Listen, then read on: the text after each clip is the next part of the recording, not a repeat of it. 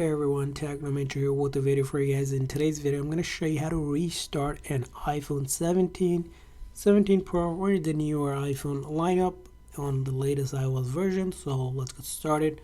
So when it comes to restarting, there's a couple different things you can do.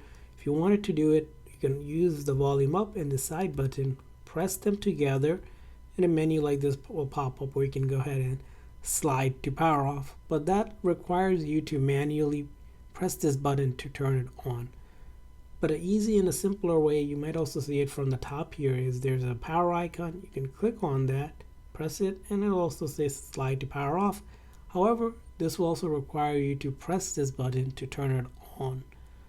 Now, another option you might also see is in your settings, you're going to see general, all the way down here, option to shut down, and then it will slide to power off. But all of these methods sort of go ahead and turn your phone off. However, you have to turn it on either using the side button or connect it to a charger. But a more effective way to restart an iPhone is by going to your setting and then going to Apple Intelligence and Siri and ensure that Siri is turned on. And why we need Siri turned on is because Siri can actually perform a restart without having to do anything on your phone. It will actually turn it off and turn it back on by itself, which is a restart. So here, hey Siri, restart my iPhone. Yes.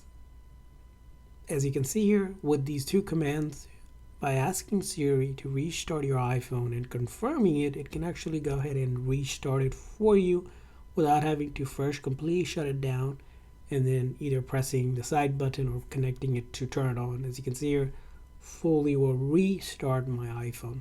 So that's how you do it.